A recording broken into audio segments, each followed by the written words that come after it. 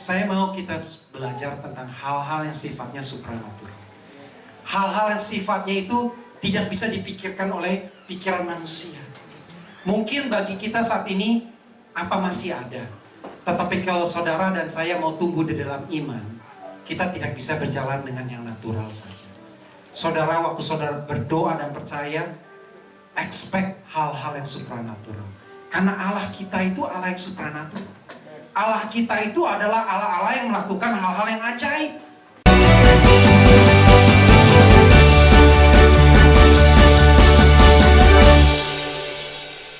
Bersandarlah kepada Tuhan agar Dia melakukan hal-hal yang ajaib.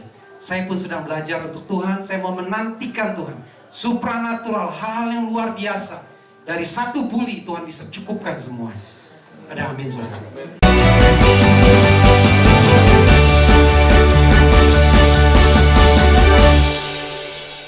Mari saya undang kita semua untuk bangkit berdiri. Kita akan buka firman Tuhan 1 Raja-Raja 17. Saya minta saudara untuk bangkit berdiri. Saudara temukan 1 Raja-Raja 17 ayat 1 sampai 16.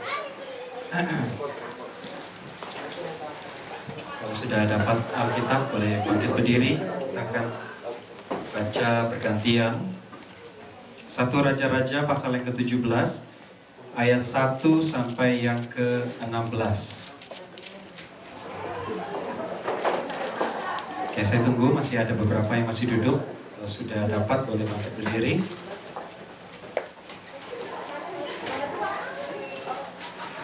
Oke, saya akan bacakan yang ganjil, saudara boleh baca yang genap, nanti kita sama-sama akan bergantian ya. Judulnya Elia di tepi sungai Kerit. Lalu berkatalah Elia orang Tisbe dari Tisbe Gilead kepada Ahab, demi Tuhan yang hidup, Allah Israel yang kulayani, sesungguhnya tidak akan ada embun atau hujan pada tahun-tahun ini kecuali kalau kukatakan. Ayat kedua. Ayat ketiga, pergilah dari sini, berjalanlah ke timur dan bersembunyilah di tepi sungai Kerit di sebelah timur sungai Yordan.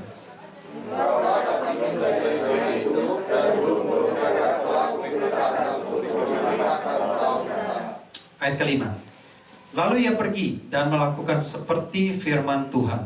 Ia pergi dan diam di tepi sungai Kerit di sebelah timur sungai Yordan.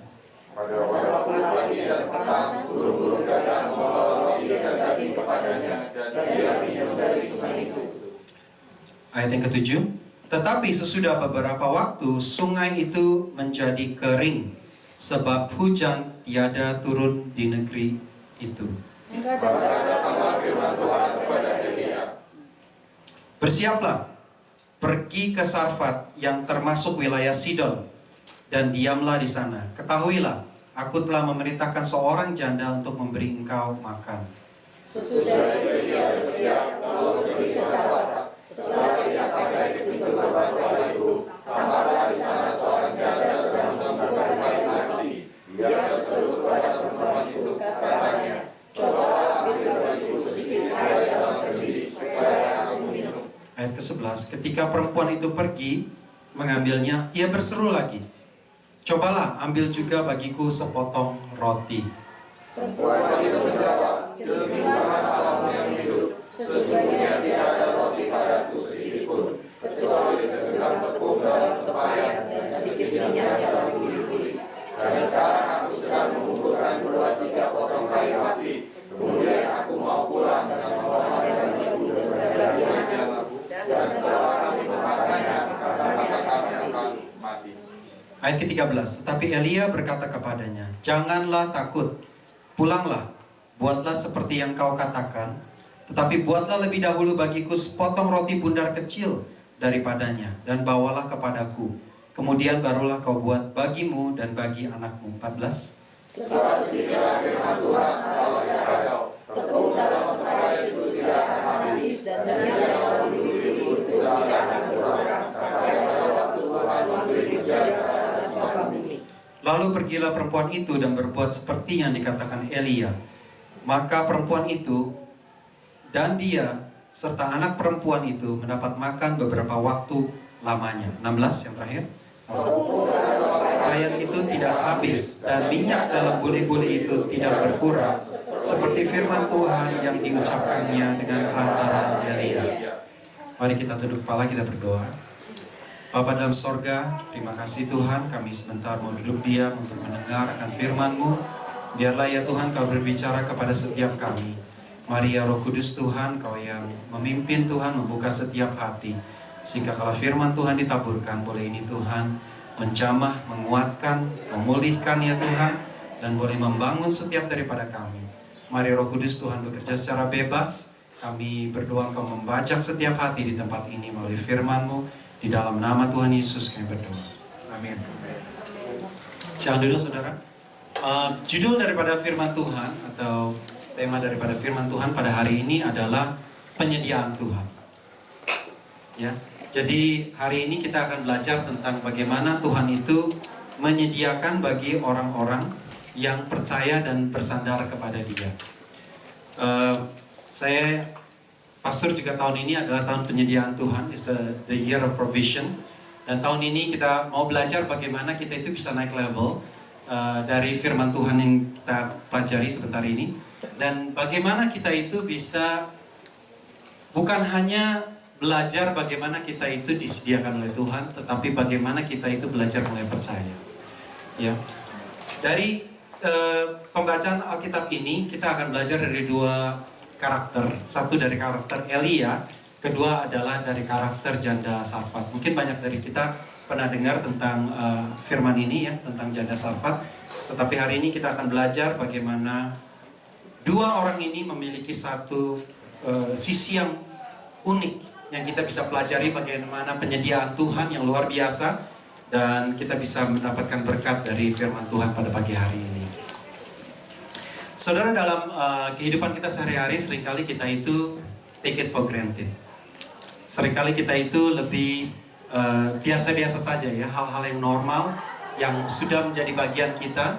Kita itu biasanya anggap enteng dalam segala sesuatu. Contohnya ya, saudara misalnya sudah ada pekerjaan, saudara mungkin pikir ya sudah layak lah, sudah umum, setiap orang pasti ada pekerjaan.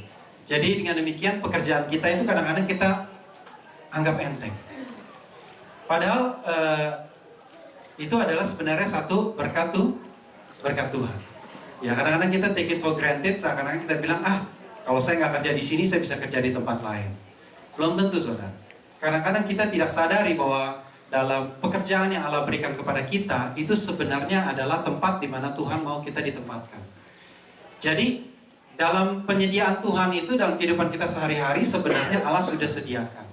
Tetapi kita biasanya memandang segala sesuatu yang sudah merupakan bagian kita, itu bukan penyediaan Tuhan.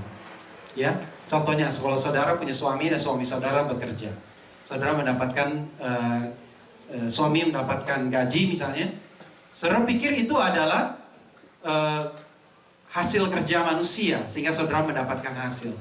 Tetapi firman Tuhan berkata bahwa apa? Bahwa sungguh kekayaan itu datangnya dari Tuhan. Jeripaya itu tidak akan menambahinya. Jadi berkat Tuhan itu sebenarnya semuanya Tuhan sudah atur untuk kita. Tetapi seringkali kita ini cuma kalau kita melihat berkat Tuhan itu maunya sifatnya yang supranatural. Kalau nggak supranatural biasanya kita melihatnya, oh ini karena hasil kerja manusia, karena saya bekerja. Tetapi sebenarnya kalau Allah itu berkehendak, Allah itu tidak berkehendak, saudara tidak akan bisa mendapatkan berkat pekerjaan. Saudara percaya? Kita belajar dari firman Tuhan, saya akan bahas satu demi satu ya. Mari kita buka di ayat yang ke-17. By the way, sebelum saya cerita ini, saya mau ceritakan sedikit konteks ya. Saya pelajari firman Tuhan ini sebelum saya persiapkan, jadi saya jelaskan sedikit agar kita mengerti cara pandangnya Allah, bagaimana Elia dan juga janda Sarfat ini, kenapa Tuhan buat di Sidon, kenapa Allah buatnya di Sungai Kerit. Jadi sebenarnya mereka ini adalah keturunan, kalau saudara baca raja-raja adalah dari Raja Salomo. Raja Salomo adalah raja yang bijaksana, tetapi sayangnya dia tidak cinta Tuhan. At the end of dia punya hidup, dia itu karena terlalu banyak istri dan terlalu banyak penyembahan berhala, Allah bilang bahwa kerajaan Israel akan dibagi dua. Yaitu satu namanya Israel, yaitu yang di bagian utara. Dan yang kedua adalah Judea, yaitu di bagian selatan. Jadi waktu anaknya Salomo, itu dia namanya Rehobeam, itu dia menguasai di bagian bawah, yaitu di bagian disebut bagian Yehuda. Bagian atas itu Yerobeam, itu adalah sebenarnya pegawainya Salomo. Dia menjadi raja Israel. Tapi Israel waktu itu bukan Israel seluruhnya. Sebelum Salomo, Israel itu cuma satu. Tetapi setelah Raja Salomo, Tuhan mengutuk sehingga dia dibagi jadi dua, bagian atas dan bagian bawah. Ya. Nah, Raja Ahab ini adalah keturunan daripada Jerobeam. Jerobeam bagian yang mana? Utara. Jadi bagian di mana dia ini sebenarnya bukan jalurnya Salomo. Ya, jalurnya Salomo itu anaknya Rehobeam, itu bagian Yehuda. Nah, di bagian atas itu akhirnya anaknya Jerobeam punya anak lagi namanya Ahab. Tetapi Jerobeam itu dia punya keturunan semuanya adalah penyembah Baal. Ya. Jadi saudara perhatikan bagaimana nanti Allah itu memakai Elia itu karena ada jalur sejarahnya. Kalau saudara pelajari itu di utara itu Ahab itu dia ini menikah dengan istri namanya Isabel. Ya. Indonesianya mungkin Isabel. Dia ini adalah seorang Isabel ini sebenarnya adalah seorang priest penyembah Baal. By the way, kalau Baal itu zaman dahulu dewa Baal itu disebut dewa hujan. Karena waktu itu semua orang tinggalnya di padang gurun di Palestina. Itu mereka sangat memerlukan tanah, sangat memerlukan adanya ada tanam-tanaman. Dan paling penting dalam kehidupan zaman dahulu adalah air, hujan. Jadi mereka itu makanya bangsa Israel kalau nggak ada air dia marah-marah, saudara. Nah, dewa Baal ini disembah oleh orang Kanaan, ya, karena sebenarnya disebut sebagai tanah Kanaan. Karena dewa Baal ini dipercaya dia yang sanggup menurunkan hujan. Makanya kalau saudara lihat nanti di kehidupan Elia itu akan perang dengan dewa Baal. Saudara masih ingat yang 450 pendeta-pendeta Baal, tujuannya untuk apa? Menurunkan hujan. Karena mereka percaya dewa Baal itu adalah dewa hujan, tetapi Allah sudah bilang gak bakalan turun hujan sebelum Tuhan berkata. Nah, saat itulah nanti kita saat ini saya gak bahas yang itu, tapi saya jelaskan bahwa dewa Baal itu tidak sanggup menurunkan hujan sebelum Elia berkata akan turun hujan. Ya. Jadi dalam hal ini saudara, kalau saudara perhatikan di ayat yang pertama, ya dikatakan bahwa apa? Elia adalah orang yang lalu berkatalah apa? Elia orang Tisbe, yaitu dia dari Tisbe di Gilead kepada Ahab. Elia ini adalah seorang nabi. Setelah Moses, setelah Musa, itu tidak ada nabi yang besar sebelum Elia ini datang. Ya, Musa itu adalah satu nabi yang membawa bangsa Israel keluar dari Mesir. Tapi setelah itu bangsa Israel nggak ada nabi yang besar sampai Elia datang kembali. Elia ini adalah orang yang dipilih Tuhan, dia tinggalnya di Tisbe. Tisbe itu bagian sebelah timur daripada Samaria. Raja Ahab tinggalnya di Samaria.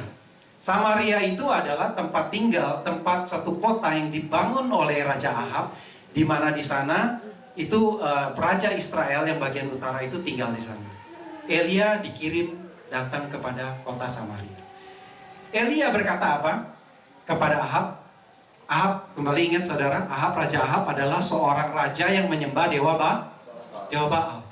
Tapi dia berkata datang kepada kepada Raja Ahab, dan dia bilang apa? Bahwa perhatikan, karena engkau hidupmu tidak lurus, tidak akan ada hujan dan embun sebelum aku berkata akan ada hujan. Kalau saudara adalah Raja Ahab, apa yang akan saudara pikirkan? Ingat, Raja Ahab adalah seorang penyembah dewa Baal. Dewa Baal itu adalah dewa hujan. Dia akan berkata, dia tidak mengenal Tuhan. Ahab itu tidak takut akan Tuhan. Dia akan bilang apa? Mungkin Elia engkau berkata dari Tuhan Allahmu, tetapi dewaku adalah dewa hujan. Jadi dia sebenarnya saat ini Elia sedang menantang Ahab, berkata bahwa dewamu tidak ada apa-apanya. Ya. Dalam kehidupan kita sehari-hari, kita seringkali mendewakan apa yang menjadi pemikiran kita. Kita sering bilang bahwa Tuhan itu kadang-kadang tidak hadir, tidak ada dalam kehidupan kita. Kenapa kita dapat makan? Karena kita bekerja. Tetapi saudaraku, firman Tuhan berkata, tidak akan ada embun, tidak akan ada hujan sebelum Tuhan berkata. Jadi saya percaya bahwa di dalam kehidupan kita itu, seringkali kita itu mendewakan kehidupan kita. Penyediaan Tuhan itu tidak kita sadari, dan kita hanya berpikir bahwa kita itu karena kita bekerja, kita disediakan Tuhan. Tetapi hari ini kita harus belajar dan bertobat. Saya sendiri secara pribadi tegur, dan sungguh berkat-berkat Allah itu datangnya hanya dari perkataan Tuhan. Kita harus belajar dengan sungguh-sungguh, bahwa sungguh nanti kita akan pelajari bagaimana Allah itu menghancurkan pemikiran-pemikiran manusia yang mengandalkan akan berkat-berkat Tuhan itu sebenarnya berkata bahwa itu dari manusia. Tuhan akan hancurkan. Hancurkan di Elia, hancurkan di janda Sarfat, hancurkan dalam pikiran saudara. Sehingga kita cuma satu yang kita bisa andalkan, yaitu kalau Tuhan berfirman. Tanpa firman Tuhan, tanpa firman Allah yang berkata, turunlah hujan dan embun, saudara dan saya tidak bisa melakukan apa-apa. Kita buka Roma 4 pasal 17, saudara. Sorry, hari ini saya tidak menyiapkan PowerPoint, tapi saudara boleh catat firmannya. Roma 4 ayat yang ke-17.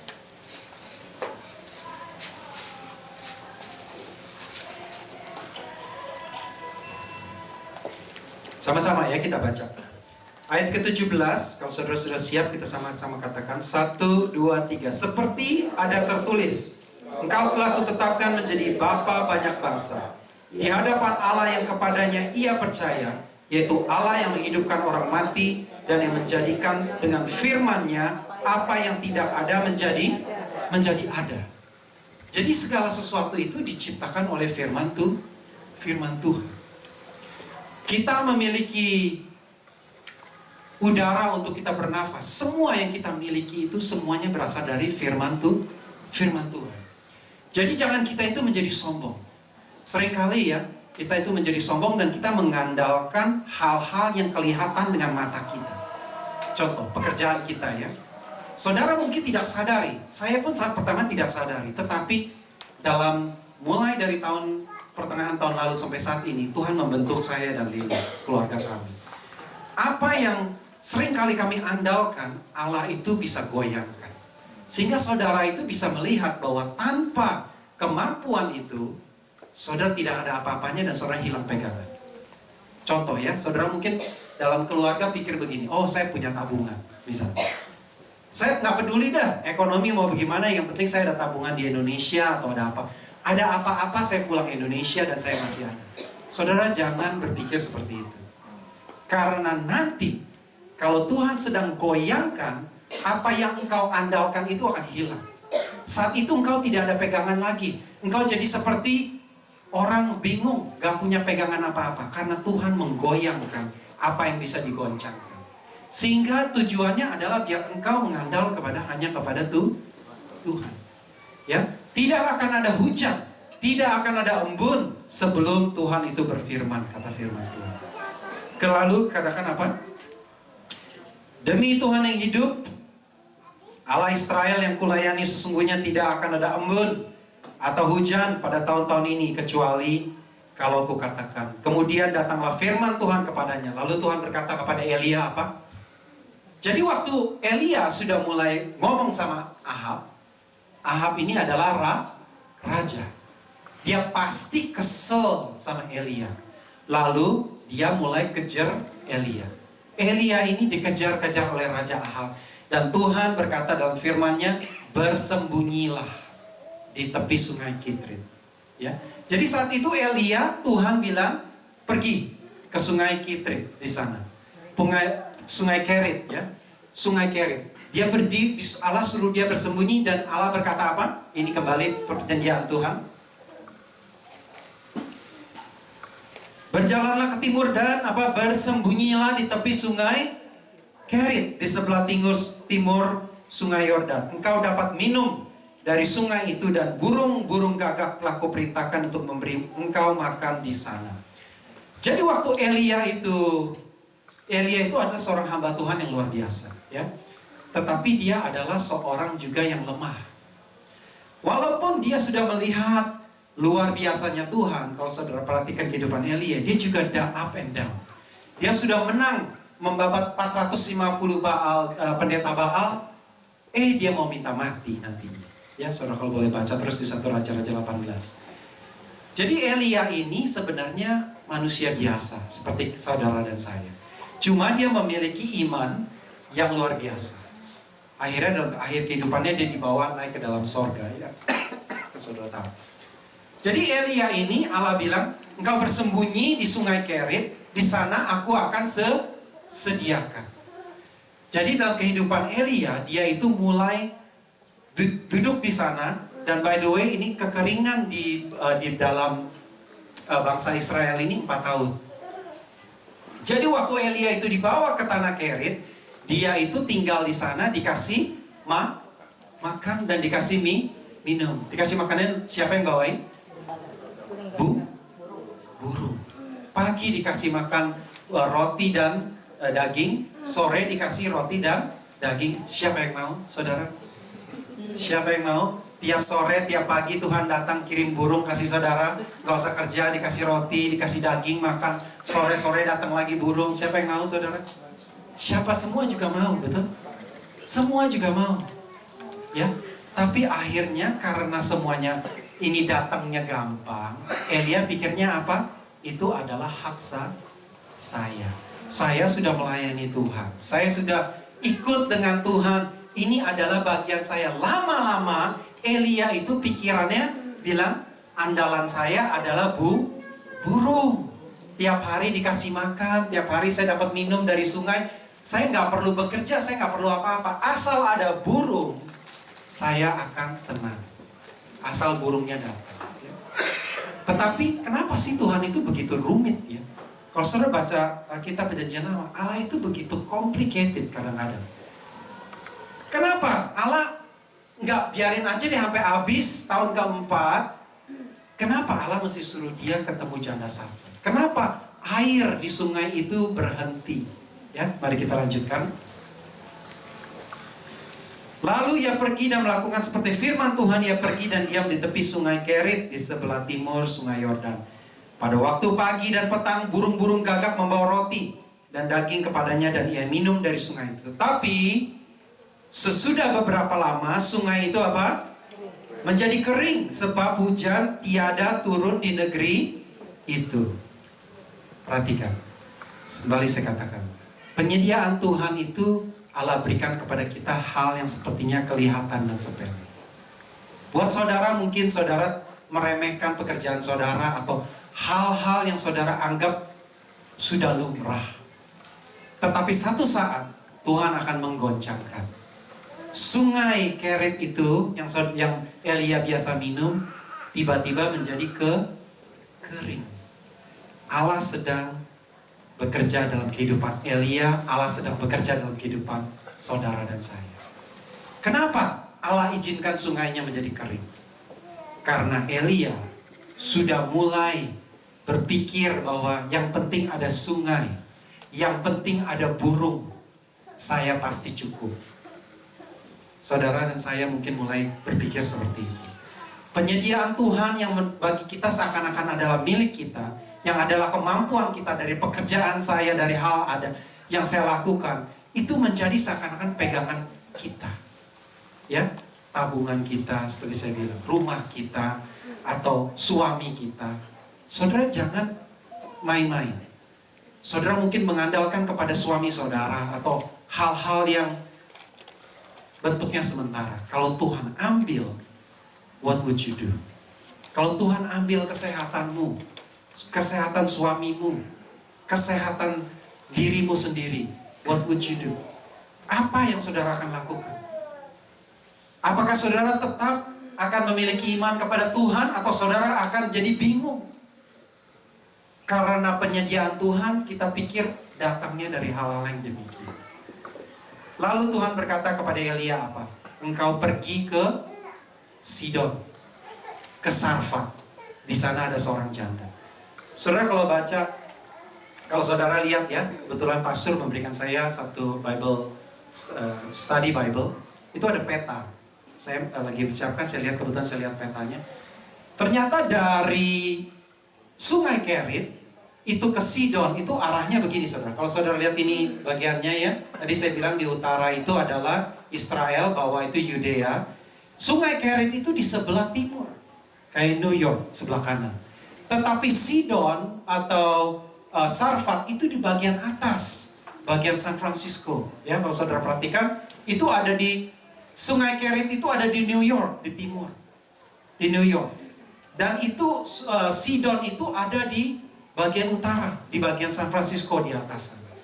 Jadi Allah, waktu sungai itu sudah kering, Allah itu bilang kepada Elia, engkau berjalan mulai dari Sungai Kerit, berjalan ke atas sampai ke Sarfat. Itu kira-kira jauhnya 100 mile. Jadi kira-kira dari sini sampai ke Scranton. Jauhnya ya. Waktu itu tidak ada mobil. Saudara bayangkan dia harus either naik ke keledai atau dia berjalan. 100 mile, ingat waktu itu sungainya sudah kering. Jadi seluruh tanah Israel itu sudah kering, saudara. Dia berjalan ke arah Sarfat. Sarfat dalam bahasa aslinya, kalau saudara lihat bahasa aslinya, Sarfat itu artinya tempat peleburan. The smither, tempat peleburan. Apa? Sarfat saudara? Tempat peleburan logam. Jadi Allah itu meminta Elia, menyuruh Elia jalan dari tanah Sungai Kerit untuk berjalan ke satu tempat peleburan. Di sana Elia dilebur, di sana Elia dimurnikan. Jadi saudara, ke dalam kehidupan saudara yang saudara tadi saya pikir, oh saya bisa mengandalkan akan sesuatu, Tuhan mau murnikan kita.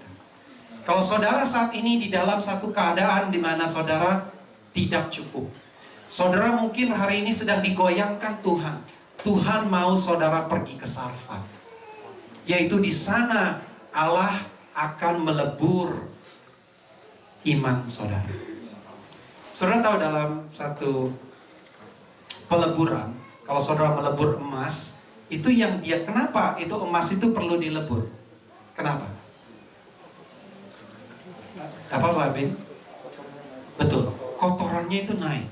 Kotorannya itu, kalau saudara melebur emas, itu kalau begitu kotor tidak kelihatan.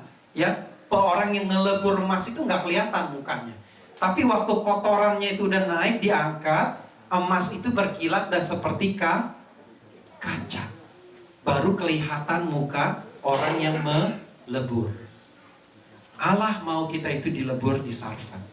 Di Sarfat itu adalah peleburan logam. Hati dan iman kita itu mulai dilebur, sehingga segala yang kotor-kotor, segala kala yang mulai pemikiran manusia itu mulai dilebur. Saat itulah saudara mulai melihat Tuhan. Hari ini saudara mungkin ada di dalam hal-hal yang tidak enak. Saudara mungkin ada dalam situasi sampai saudara berkata, aduh capek. Tetapi Tuhan izinkan saudara Sungai Kerit itu kering, karena Allah mau membawa saudara ke Sarfat. Sarfat itu adalah saudara mulai dimurnikan. Karena itu terimalah didikan Tuhan. Dalam saudara mulai dididik, saudara mulai diambil kekotorannya. Dan saat itulah saudara mulai melihat wajah Tuhan kembali. Ya, banyak daripada kita, untuk kita menyadari penyediaan Tuhan itu, kita perlu melihat Tuhan kembali. Mari kita lanjutkan ayat yang ke-8. Maka datanglah firman Tuhan kepada Elia, bersiaplah, pergi ke Sarfat yang termasuk wilayah Sidon. By the way, Sidon itu adalah Sarfat itu di dalam kira-kira sedikit di bawahnya Sidon. Sidon itu adalah pusat penyembahan Raja Baal. Jadi Allah menyuruh Elia itu pergi ke satu tempat yang sebenarnya sangat berbahaya buat dia. Karena dia sudah menantang Raja Baal, dia pergi ke Sidon. Sidon itu adalah tempat di mana pusat penyembahan dewa Baal. Jadi di sana itu dia bakalan bahaya. Tetapi karena dia itu taat, dia pergi ke Sidon. Nah, di sana itu Allah berkata, bersiaplah pergi ke Sarfat, ya, agak bawah selatannya Sidon, yang termasuk wilayah Sidon, dan diamlah di sana. Ketahuilah, aku telah memerintahkan seorang janda untuk memberi engkau makan. Lalu Elia mulai berjalan ke sana. Satu, poin pertama yang saya mau berikan kepada saudara tadi adalah, satu, saudara, kita, poin pertama yang tadi saya bagi adalah, kita harus mulai mengandalkan Tuhan sebagai satu-satunya pemberi hidup. Itu poin pertama, ya. Poin pertama adalah kita mulai menyucikan, melebur hati kita, sehingga kita tidak lagi mengandalkan kepada hal-hal yang sifatnya sementara. Number one, saudara mulai lepaskan. Saudara mulai lepaskan dari hal-hal yang saudara bersandar kepada selain daripada Tuhan, saudara lepaskan. Saudara mungkin bersandar kepada, berpikir dalam pikiran saudara dengan segala kesombongan pikiran kita, bahwa kita sanggup melakukan segala sesuatu dengan diri kita. Tetapi ada saatnya di mana Tuhan akan membuat sungai itu kering, dan saudara tidak akan sanggup berkata, saya sanggup melakukan ini sendiri. Hanya kalau Tuhan berfirman, hujan dan embun itu baru bisa terjadi. Itu poin pertama. Poin kedua yang saya mau bagikan kepada saudara adalah, Elia, mari kita lihat di sini, ya. Di sini dikatakan bahwa Elia itu disuruh pergi ke Sidon, dan di sana dia akan bertemu dengan seorang janda. Mari kita bahas soal janda Sarfat, karakter yang kedua. Janda Sarfat ini tinggal di mana tadi, saudara? Sidon. Sidon itu tempat banyak penyembahan dewa Baal. Tetapi janda Sarfat ini orang Israel atau orang Sidon? Orang Israel atau orang Sidon? Dia orang Sidon. Dia bukan bangsa Israel. Tetapi waktu saudara perhatikan kata-katanya dan bagaimana reaksi dia kepada Elia, dia adalah seorang yang percaya kepada Allah Israel. Makanya dia berkata apa? Waktu dia minta roti, nanti kita akan baca, demi Allah Israel, dia bilang. Artinya dia itu menyembah Allah Israel. Dia walaupun dia itu ada di dalam satu kota Sidon yang begitu kacau, begitu bejat, tetapi dia mengasihi Allah Israel. You know what? Allah mengirim Elia dari sungai Kerit pergi ke Sarfat hanya karena satu janda ini. Saudara mungkin dalam keadaan yang saudara sudah berdoa.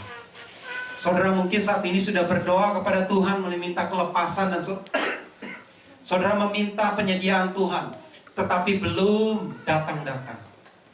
Saudaraku, Allah bukannya tidak mendengar, hanya belum waktunya Tuhan untuk Allah mengirim bantuan Elia itu datang ke Sarfat. Saudara dalam Sarfat itu masih dalam pergumulan. Saudara dalam pergumulan saudara itu, saudara masih terus berperang. Saudara terus mengeluh. Tetapi saudara percaya, Allah mendengar doa saudara. Akan datang waktunya di mana Tuhan akan mengirim seorang hamba, yaitu Elia, memberikan kepada janda Sarfat ini satu jawaban doa. Saudara, jangan putus asa berdoa kepada Tuhan, karena Tuhan kupingnya tidak kurang tajam. Hanya kita itu perlu berdoa dan percaya kepada Tuhan. Satu saat Tuhan akan memberikan kelegaan kepada kita. Amin. Jangan kita itu putus asa. Walau kekeringan terjadi dalam seluruh bangsa Israel dan Sidon dan seluruhnya, tetapi Allah memperhatikan satu janda. Jauh 100 mil. Allah kirim Elia, suruh jalan 100 mil ke atas. Allah mengasihi satu janda. Allah mengasihi setiap daripada kita. Amin. Jangan kita itu kecil hati, saudara. Saudara sedang berdoa, tapi saatnya Tuhan akan menjawab. daripada doa kita, asal kita dalam peleburan ini, dalam Sarfat ini, kita tetap setia kepada Tuhan. Saudara perhatikan bahwa saya ilustrasikan aja ya, nggak ditulis di Alkitab. Janda Sarfat ini mungkin seorang janda kaya. Awalnya mungkin janda kaya, ya. Tapi karena kekeringan, saudara tahu bisa jadi miskin. Saudara tahu bahwa kekeringan itu bisa menyebabkan orang miskin. Dia mulai kering, nggak ada tanah, lalu dia mulai jual barang-barangnya, ya. Dia jual satu demi satu, jual satu sampai semua barangnya habis, hanya tinggal apa? Buli-buli dan minyak. Ya. Tetapi saudara perhatikan, Allah mengirim Elia, waktu Tuhan mengirim Elia, Tuhan bilang apa? Aku akan memberikan, aku sudah mengutus, aku sudah memerintahkan seorang janda untuk memelihara engkau. Waktu Elia ketemu dengan janda itu, Elia pikir janda itu seorang yang kaya dong, of course. Dia datang ke janda Sarfat untuk Tuhan pelihara, pasti dia seorang yang mampu. Tetapi waktu dia ketemu dengan janda itu, Elia kecewa. Elia mulai berpikir, loh, orang ini aja habis makan mati, bagaimana bisa kasih saya makan, Tuhan? Ya. Kadangkala dalam kehidupan kita melihat satu, bahasa Inggrisnya divine appointment, ya, satu divine appointment itu satu kejadian yang Allah sudah atur, ya, seperti Roma 8:28, all things, segala sesuatu bekerja untuk kebaikan bagi orang-orang yang mengasihi Tuhan dan yang terpanggil menurut rencana, ya. Jadi kita setiap dalam kehidupan kita itu bukan satu kebetulan saudara ketemu dengan sepertinya ini harapanku, ini yang akan menjadi pembebasanku, ini yang akan menolong aku. Begitu saudara ketemu, saudara kecewa, jatuh lagi. Mana Tuhan? Tetapi saudara kembali terus percaya sampai firman Allah itu datang.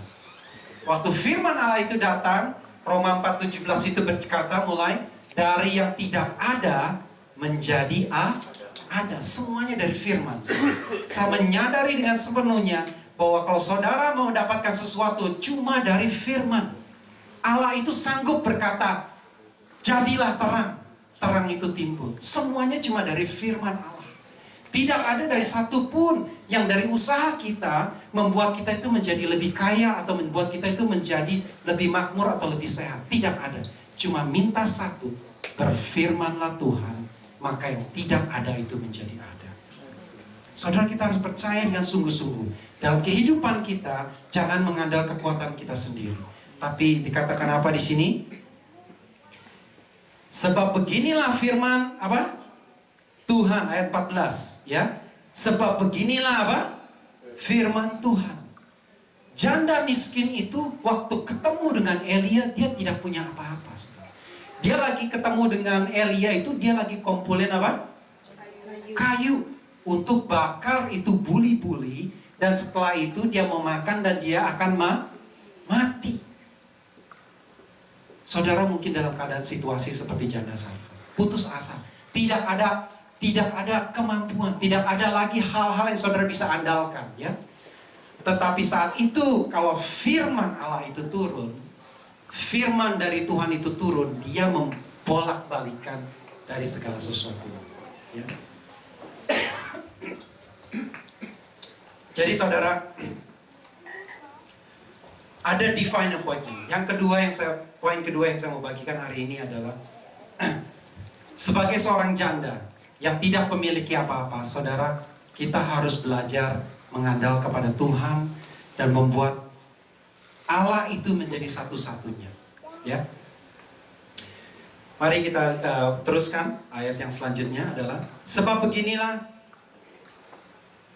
Ayat 13 dulu ya, kita balik sedikit tadi kelewatan. Ayat kita mulai dari 10 ya. Dari 9 ya kalau gitu. Bersiaplah pergi ke Sarfat yang termasuk wilayah Sidon dan diamlah di sana, ketahuilah aku telah memerintahkan seorang janda untuk memberi engkau makan. Sesudah itu ia bersiap lalu pergi ke Sarfat. Setelah ia sampai ke pintu gerbang kota itu, ya, di mana tempat itu, tampaklah di sana seorang janda yang sedang mengumpulkan kayu api.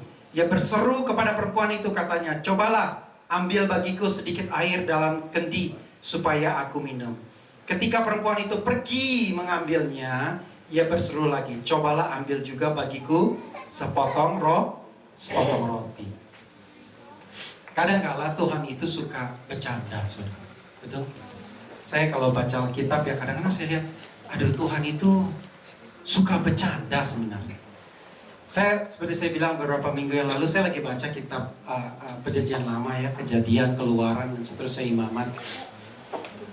Kalau saya perhatikan, sebenarnya Allah itu seperti sudah tahu akan apa yang terjadi, tetapi dia izinkan hal-hal terjadi untuk mendidik kita.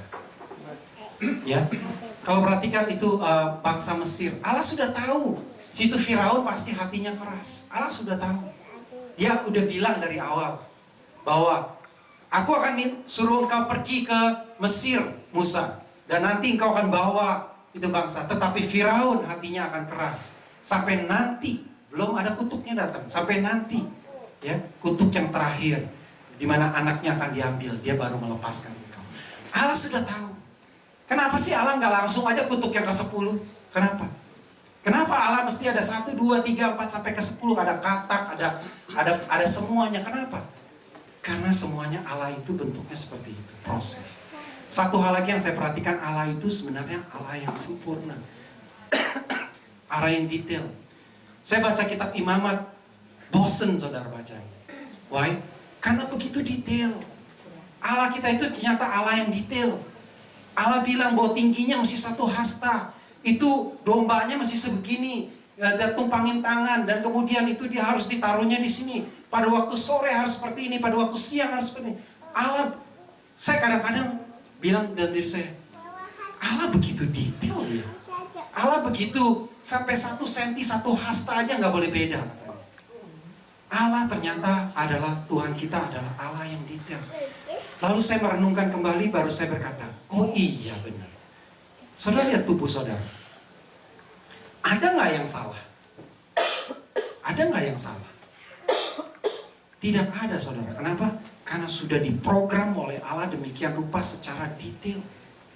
Tubuh kita ini, kalau saudara bandingkan ini sebagai satu program komputer, tidak ada bugnya. Nggak ada seperti Microsoft lagi jalan-jalan froze, atau saudara nggak bisa bergerak. Nggak ada saudara. Tuhan begitu detail. Makanya dia bisa ciptakan manusia tanpa flaw. Tidak ada ininya. Coba, gigi saudara, rambut itu tumbuh mesti dipotong, betul? Kenapa gigi saudara nggak usah dipotong?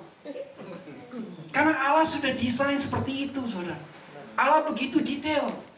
Saya perhatikan, baca Alkitab, luar biasa Allah itu. Dia perhatikan setiap titik-titik dalam kehidupan kita. Makanya dibilang, rambutmu 1 aja Tuhan hitung. Saya percaya benar-benar. Allah tidak membiarkan 1 rambut pun jatuh daripada engkau tanpa seizinnya Tuhan. Ya, mari kita teruskan.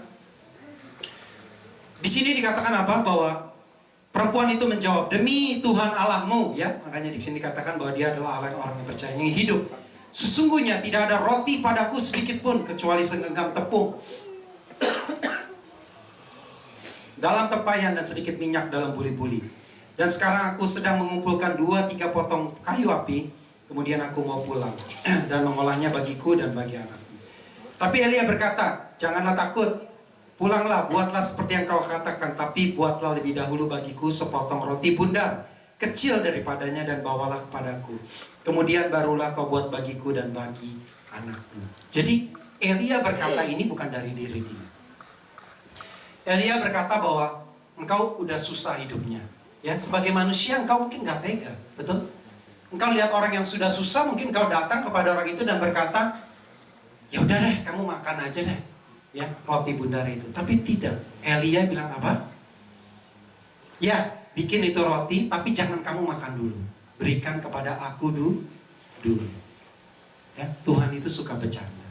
Saudara mungkin di dalam keadaan yang sangat udah minim, tidak ada apa-apanya, ya. Tiba-tiba saudara sudah berdoa, tiba-tiba kira-kira datang pertolongan. Gak jadi, malah ditipu lagi. Makin kecil, makin sedikit, makin udah tinggal sedikit, akhirnya minta diambil lagi sampai tidak ada. Tetapi saya perhatikan, itu sebenarnya adalah prinsipnya Allah. Allah tidak mau kita mengandal sedikit pun kepada kekuatan kita.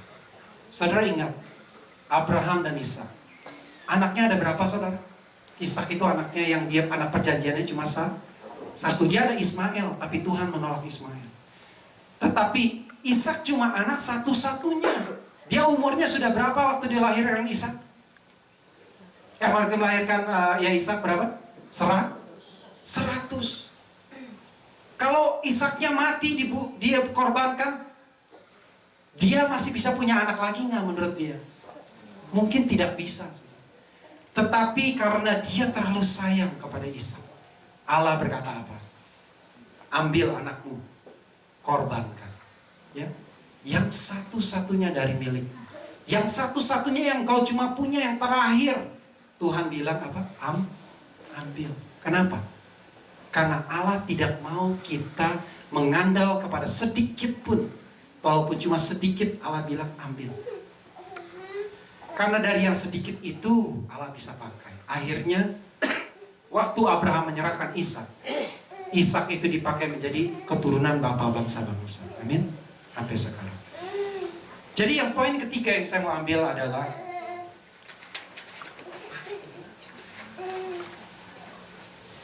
Allah sanggup bekerja dari yang sedikit. Mungkin hari ini saudara cuma punya sedikit buli-buli, cuma punya sedikit tepung. Saudara mungkin berkata, Tuhan, aku tidak ada apa-apanya, aku tidak punya apa-apanya. Ini Tuhan yang aku punya, ambil dan pakai. Allah itu sanggup membuat dari yang tidak ada menjadi ada. Saudara hari ini menyerahkan apa yang saudara punya yang sedikit itu kepada Tuhan, Tuhan sanggup lipat kali gandakan. Roti dari 5 roti dan 2 ikan, Allah sanggup multiplikasikan menjadi makan 5.000 orang. Amin. Dari tepung yang cuma sedikit dan minyak yang dari sedikit buli-buli itu, kehidupan Elia, janda itu dan anaknya Tuhan pelihara sampai masa kemaraunya habis. Ya. Jadi saudara kalau punya sedikit, saudara jangan takut. Saudara serahkan itu kepada Tuhan, Allah sanggup lipat kali gandakan. Amin. Jangan kecil hati saudara, karena Tuhan ya Allah itu sanggup membuat dari yang tidak ada itu menjadi ada. Yang tidak ada itu Allah sanggup hanya dengan perlu satu, yaitu firman Tuhan. Ada satu ilustrasi ya. Ada seorang yang terdampar di padang gurun. Lalu di padang gurun dia lagi jalan, dia ketemu satu pondok. Di dalam pondok itu ada pompa air. Ya, satu pondok dalamnya ada pompa air. Dan dari sebelah pompa air itu ada satu botol penuh isi air. Of course dia lagi haus, dia lagi pengen minum. Dia jalan ketemu pondok itu ada air, dia sudah pengen minum saudara. Tapi ada note, ada satu tulisan catatan tulis di situ. Jangan minum air ini dulu. Yang kamu harus lakukan adalah ambil air ini, pancing itu pompa airnya. Saudara tahu di Indonesia ya, pancing air itu perlu pakai air buat pancing air keluar, betul? Jadi dia bilang katanya jangan kamu minum. Kalau kamu minum, kamu cuma minum satu botol. Tapi air itu harus kamu taruh buat pancing air sehingga airnya keluar. Dan jangan lupa nanti untuk mengisi air botol itu dengan air sehingga untuk orang yang selanjutnya. Jadi orang itu punya 2 pilihan. Dia mau nikmatin airnya dulu dan gak tahan, atau dia bisa pakai. Akhirnya dengan iman dia mulai isi pompanya dengan air. Dia kucuk, akhirnya air dari tanah itu keluar banyak. Dia minum, dan dia akhirnya bisa isi botol itu, dia jalan lagi. Kadang-kala kita itu seperti itu. Kita tidak mau melepaskan apa yang kita miliki. Yang sedikit itu Tuhan minta, Tuhan ajarkan kita untuk lepaskan, kadang-kadang kita nggak mau. Saya tidak tahu apa yang sedikit itu buat saudara. Mungkin itu pride saudara, mungkin itu kesombongan saudara, mungkin itu saudara punya kesehatan, saudara pikir bahwa semua itu saudara mampu. Tetapi sebenarnya Kalau Allah mau ambil, kita tidak punya apa-apa. Amin. Ayub, saudara tahu kenapa Ayub Allah ambil semuanya? Kalau saudara baca di Ayub pasal 1, pasal kedua, ada satu perkataan yang saya percaya kenapa Ayub itu Allah bentuk. Karena dia ada perkataan berkata begini, apa yang aku takuti, itu yang menimpa aku. Mungkin kalian pernah baca ya. Apa yang Ayub takuti? Dia orang paling kaya di seluruh negeri. Dia orang paling hebat, semua orang hormat kepada Ayub. Apa yang dia takuti? Yaitu kalau dia kehilangan semua yang dia miliki. Ayub walaupun dia sudah diberkati Tuhan, dia takut akan Tuhan, tetapi dia takut hartanya hilang. Dia takut keluarganya hilang. Dia takut kesehatannya hilang. Makanya dia berkata, sudah semuanya diambil Tuhan. Dia berkata apa? Apa yang aku takuti itu yang menimpa aku. Jadi dia takut, saudara. Dia takut walaupun dia sudah kaya, dia takut hartanya hilang. Dia takut anak-anaknya yang sudah bagus itu udah enak, semua keluarganya sudah enak, semuanya ya. Keluarga saudara sudah enak, anak sudah mulai besar, udah enak, semua udah enak, comfort zone. Saudara takut hilang. Kalau saudara takut hilang, benar-benar hilang. Jadi jangan.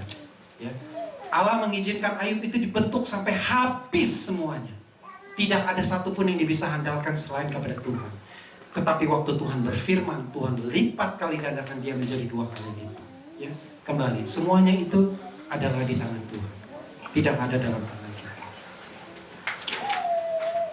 Poin yang terakhir saya mau bilangkan adalah dalam keperluan kita, dalam penyediaan Tuhan itu, jangan harapkan hal-hal yang normal. Saya mau kita belajar, saya akan tutup dengan poin ini. Kita harus belajar next level. Saya pun sedang belajar ya, kita semua belajar. Tahun ini adalah tahun penyediaan Tuhan. Tapi jangan saudara hanya melihat hal-hal yang natural. Hal-hal itu natural itu seperti ini. Tiap seminggu dapat gaji, itu natural. Saudara melakukan sesuatu dan mendapatkan pahala, itu natural. Tetapi kita harus belajar satu level di atas, yaitu levelnya Allah. Jangan kita itu pakai pikiran kita. Ya. Kalau saudara mulai melihat buli-buli itu cuma bisa dibikin 1 roti bundar yang kecil. Tetapi belajarlah untuk melihat dengan iman bahwa buli-buli itu tidak bisa habis. Buli-buli itu memiliki satu potensi yang Allah bisa pakai, Allah bisa olah menjadi hal yang supranatural, hal yang tidak bisa dipakai dengan pikiran.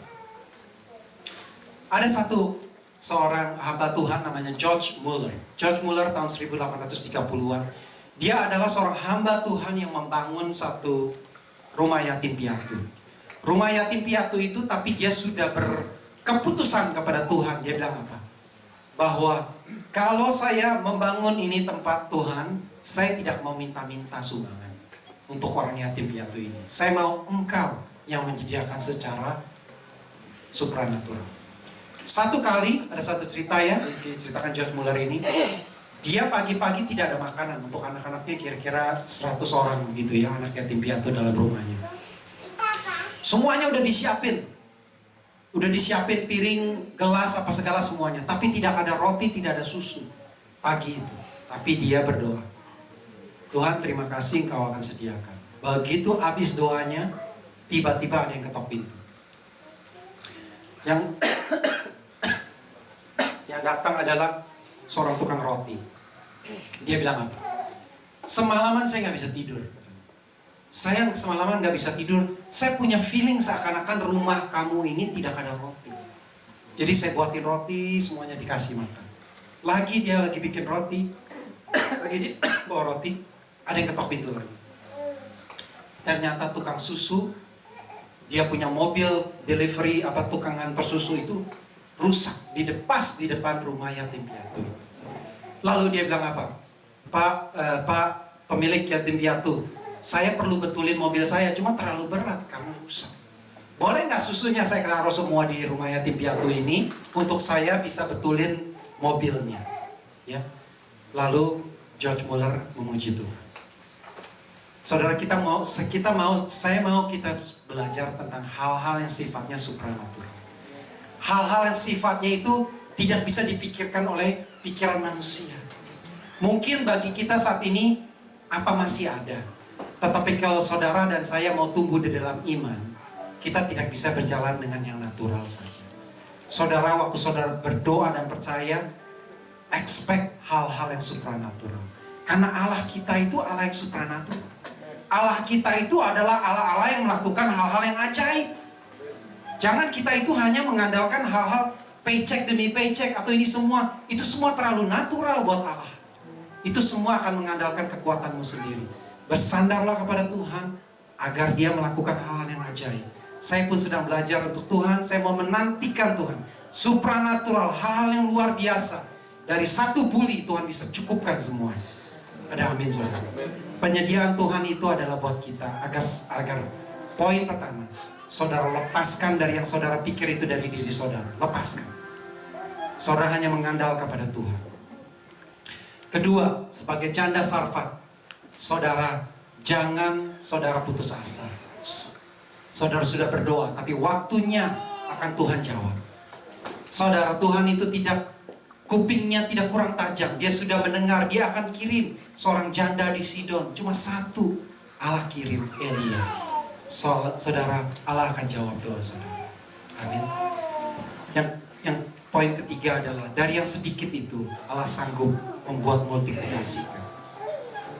Saya berdoa biar firman Allah ini memberi kekuatan kepada kita, agar kita percaya penyediaan Tuhan itu dalam kehidupan kita, dan kita tidak mengandalkan kepada kekuatan kita sendiri. Haleluya. Mari saya undang kita bangkit berdiri.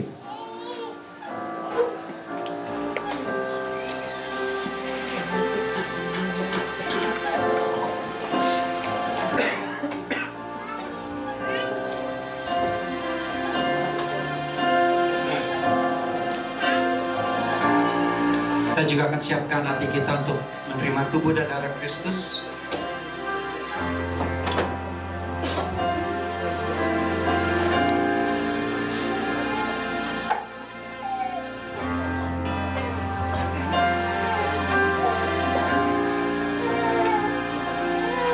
Kita nyanyikan bukan dengan barang fana. Haleluya Lord. Mari kita pejamkan mata kita. Kita responi firman Tuhan pada pagi hari ini. Bukan dengan barang fana Tuhan Kau tebus dosa kami Tuhan. Hidup kami Tuhan sudah Kau tebus ya Tuhan. Dan kami percaya pada hari ini Tuhan penyediaan-Mu ya dan amin dalam kehidupan kami. Haleluya. Haleluya. Terima kasih Tuhan. Bukan dengan barang fana Kau membayar dosaku, dengan darah yang mahal. Dengan darah yang mahal, tiada noda dan celah. Tiada noda dan celah. Bukan dengan emas perak. Bukan dengan emas perak. Kau menebus diriku. Kau menebus diriku. Dengan segenap kasih dan pengorbanan-Mu. Dengan segenap kasih dan pengorbanan-Mu. Ku telah mati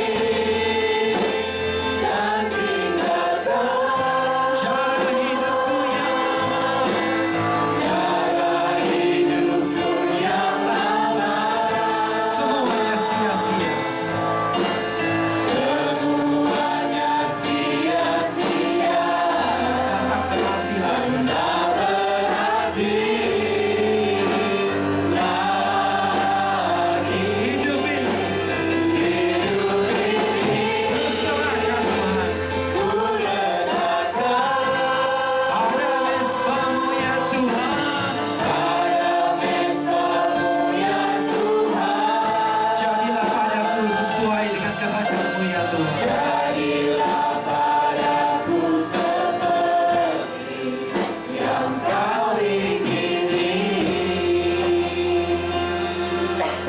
responi firman Allah pagi hari ini.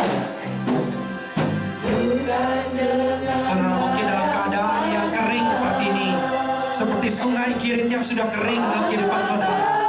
Tapi saat ini Tuhan berkata kepada saudara, jangan kau andalkan kepada sungai itu, jangan kau andalkan kepada kekuatanmu sendiri, tetapi Allah memiliki rencana yang lebih indah dalam kehidupanmu. Mari minta kepada Tuhan kekuatan yang baru. Mari minta kepada Tuhan satu ilham, satu revelation yang baru, satu berkat yang baru. Mintalah kepada Tuhan, maka Dia akan berfirman. Dan kalau Dia berfirman, dari yang tidak ada itu akan menjadi ada. Terima kasih Tuhan.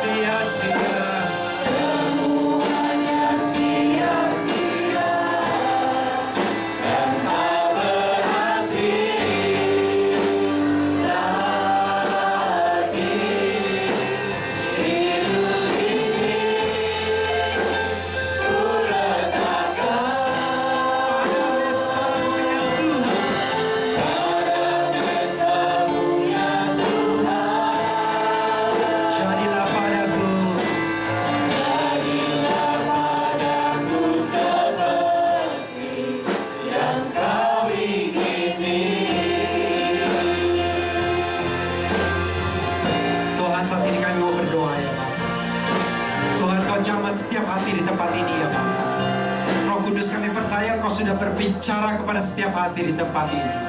Kami berdoa ya Bapa, Engkau yang akan menerankan setiap firman-Mu Tuhan dalam kehidupan kami semua, sehingga kami boleh dibangun, kami boleh ditegur Tuhan, kami boleh dikuatkan kembali di dalam firman Tuhan. Bapak, saat ini saya mau berdoa buat iman-iman yang sudah mulai lemah di tempat ini Tuhan.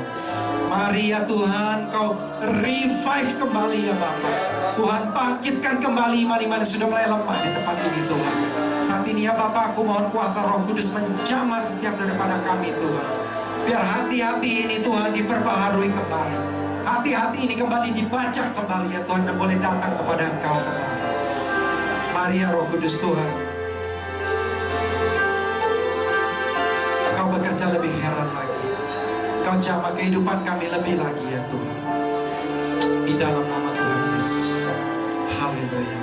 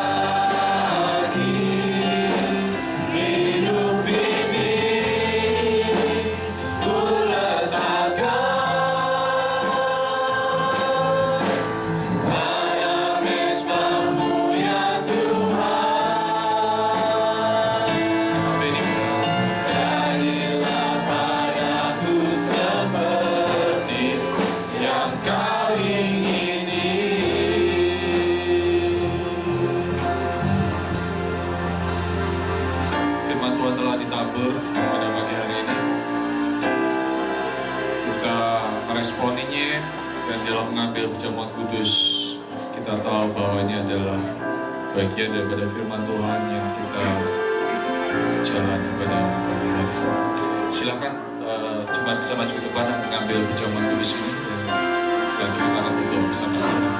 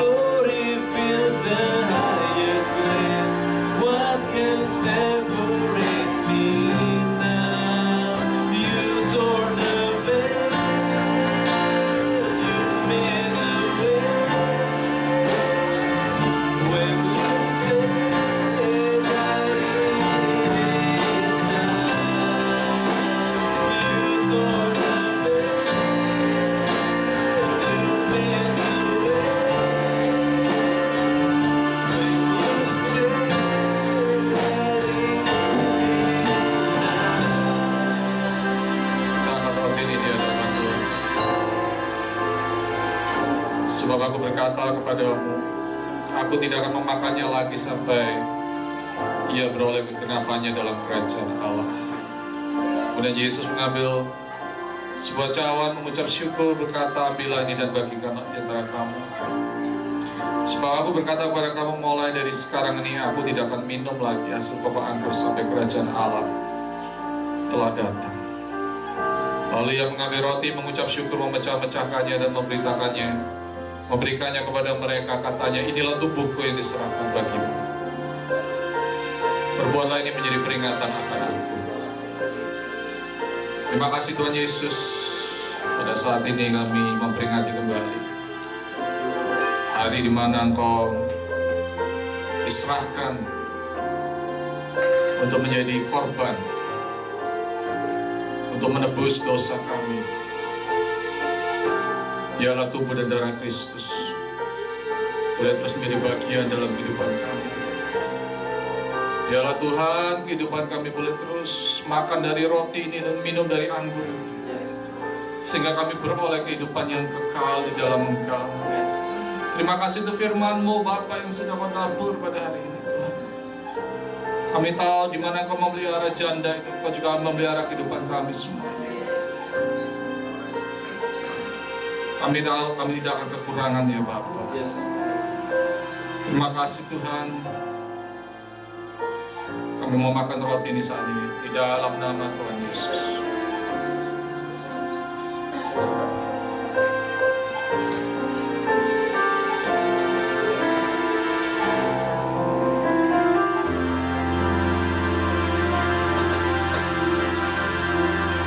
Demikian juga dengan cawan ini Bapa. Cawan yang melambangkan kuasa darah-Mu, darah yang dicurahkan di kayu salib. Darah-Mu sudah menebus dosa kesalahan kami Tuhan. Darah-Mu telah mengampuni segala Tuhan kesalahan-kesalahan kami. Terima kasih Tuhan. Kami terima pengampunan-Mu ini Tuhan. Karena pengampunan-Mu adalah kasih-Mu yang sejati ya Bapa, yang selalu memberi Bapa pada kami Tuhan. Karena Tuhan, jika kami lemah, kuatkan kami kembali melalui kasih-Mu. Jika kami Tuhan menderita, biarlah kasih-Mu ini Bapa membebaskan kami kembali Bapa, sehingga Tuhan kami akan kuat mengikuti Engkau kemanapun Kau pergi ya Bapa. Terima kasih Tuhan. Sucikan, kuduskan. Kami mau minum bersama ini di dalam nama Tuhan Yesus.